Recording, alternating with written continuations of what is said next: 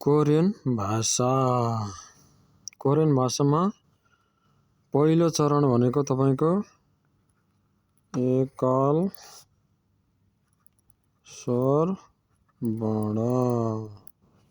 एकल स्वर वर्ण भनेको तपाईको 14 वटा हुन्छ है, 14 वटा हुन्छ। त्यो के हो? ग, न, द, र, म, ब,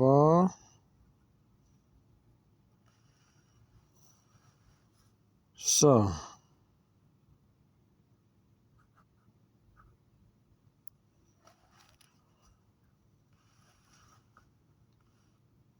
अ, ज, छ, ख, थ, फ, ह। यो भनेको 14 वटा हुन्छ है, 14 वटा। ग, न, द, र, म, ब, स। हेर्नु है। अ, ज, छ, ख, थ, फ, ह। यो एकल स्वर वर्ण 14 वटा हुन्छ। हेर्नु होला है। ग, न, द, र, म, ब, स। अ, ज, छ, ख, थ, फ, ह। यस्तो हुन्छ है। ग, न, द, र, म, ब, स। अ, ज, छ, ख, थ, फ, ह। यसलाई ग भन्यो, यसलाई न भन्यो, यसलाई द भन्यो, यसलाई र भन्यो, यसलाई म भन्यो, यसलाई ब भन्यो, यसलाई स भन्यो, यसलाई अ भन्यो, यसलाई ज भन्यो, यसलाई छ भन्यो, यसलाई ख भन्यो, यसलाई थ भन्यो, यसलाई फ भन्यो, यसलाई ह भन्यो। जम्मा 14 वटा हुन्छ। एकल स्वर वर्ण 14 वटा हुन्छ। फर्स्ट दिनमा, पहिलो दिनमा सिक्नुपर्ने कुराहरू भनेको यति मात्र सिक्नुहोस्, धेरै नसिक्नुहोस्। धेरै सिकेर सम्झिन पनि सकिँदैन। म हजुरहरूलाई राम्रोसँग देखाइदिन्छु एकचोटि। हेर्नु होला है। ग, न, द, र, म, ब, स हैन। अ, ज, छ, ख, थ, फ, ह। जम्मा 14 वटा हुन्छ। यो अक्षर एकल स्वर वर्ण भनेको 14 वटा हुन्छ। पहिलो दिनमा सिक्नुपर्ने कुराहरू भनेको यति मात्रै हो।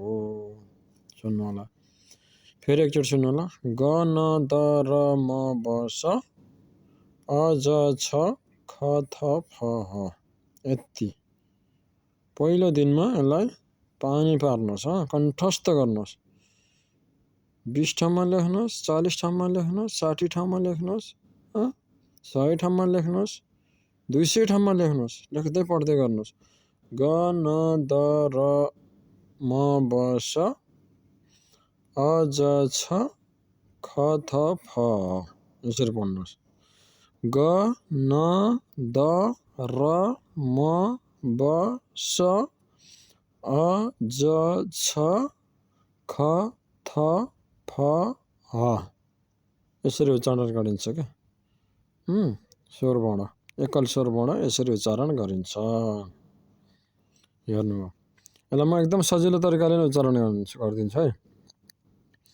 यो 7 जस्तो यो ग भयो, यो यल जस्तो न भयो, यो यस्तो द भयो, यो यस जस्तो उल्टे र भयो, यो वर्गाकार म भयो, यो यस्तो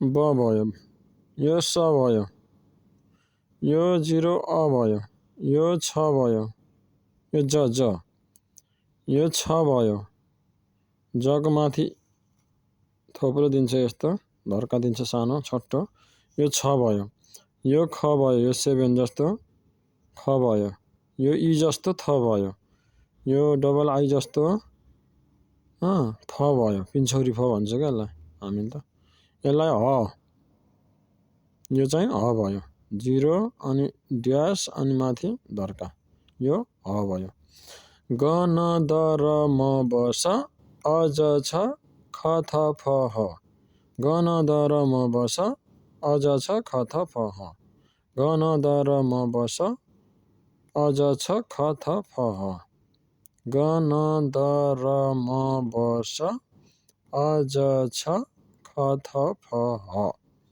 बुझ्नुभयो नि यसलाई कण्ठस्थ पार्नुहोस् यति पहिलो दिनमा यति कण्ठस्थ पार्नुहोस् धेरै सिक्नु पर्दैन धेरै सिक्यो भने सम्झन सकिँदैन फर्स्ट दिनमा एक दिनभरि हजुरहरूले यसलाई पानी पार्नुहोस् जताबाट सोद्धा पनि जान्नुहोस् यताबाट सोद्धा ठाम सोद्धा जसरी सोद्धा पनि भन्न सक्नु पर्यो यो फर्स्ट दिनमा सिक्ने भनेको यति हो थोरै कुराहरू सिक्दै गयो भने पर्फेक्ट हुन्छ एकैचोटि धेरै कुरा सिक्छु भनेर सम्झन सकिँदैन बिर्सिन्छ र सक्सेस हुँदैन के भाषा सक्सेस हुँदैन त्यही भएर पहिलो दिन यति मात्र सिक्नुहोस् म यसलाई यो भिडियोलाई निरन्तर रूपमा हाल्ने छु हैन आज एकल स्वर वर्ण भोलि अर्को स्वर वर्ण यो चारवटा छ स्वर वर्ण फेरि व्यञ्जन वर्ण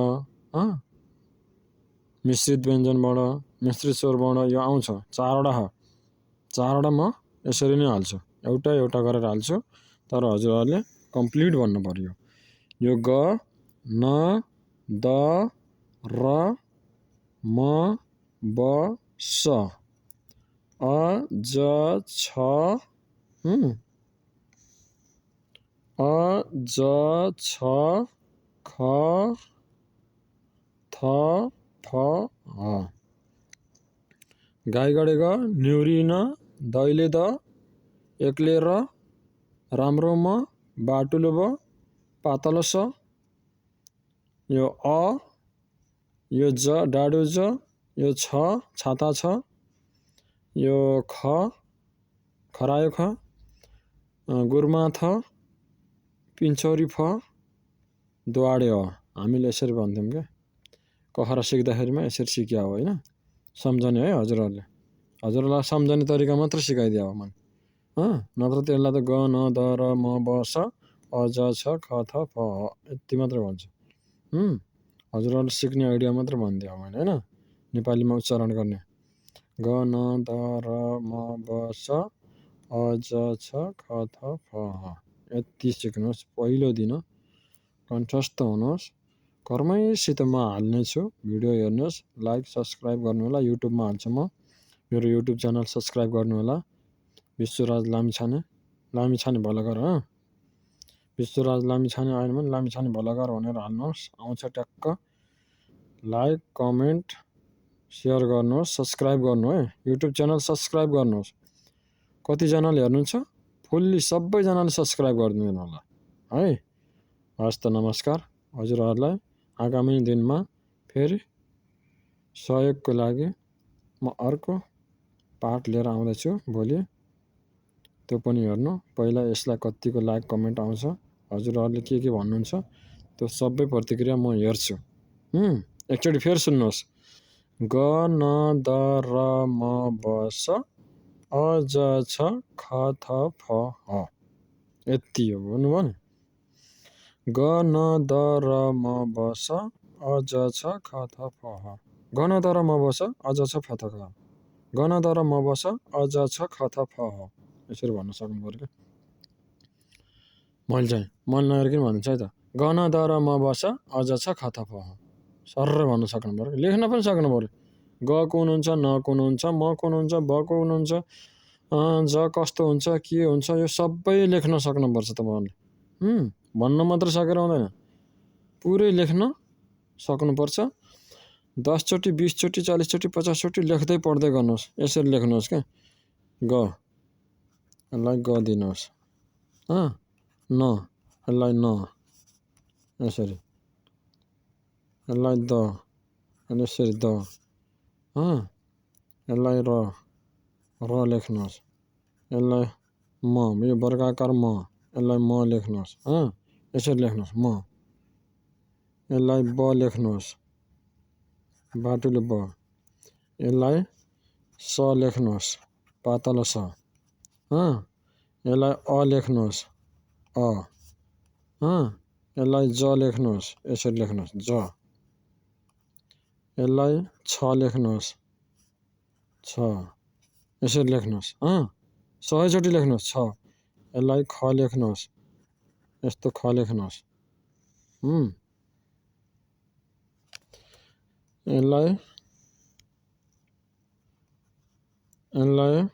थ लेख्नुहोस् यस्तो थ लेख्नुहोस् यसलाई यस्तो यो फ लेख्नुहोस् पिन्छोरी फ यो चाहिँ ह हो है यसलाई ह लेख्नुहोस् बस यो यहाँ जोडिएको हुन्छ है यस्तो हुन्छ ह लेख्नुहोस् यसरी 100 चोटि लेख्नुहोस् क्या 200 चोटि लेख्नुहोस् 300 चोटि लेख्नुहोस् ओके सबैजनालाई नमस्कार मेरो युट्युब च्यानल फेरि एकचोटि म भन्छु लामिछाने भलाघर विश्वराज लामिछाने सर्च गरेर सब्सक्राइब गरिदिनु होला हस् त नमस्कार भोलि म अर्को पार्ट ल्याउँछु ल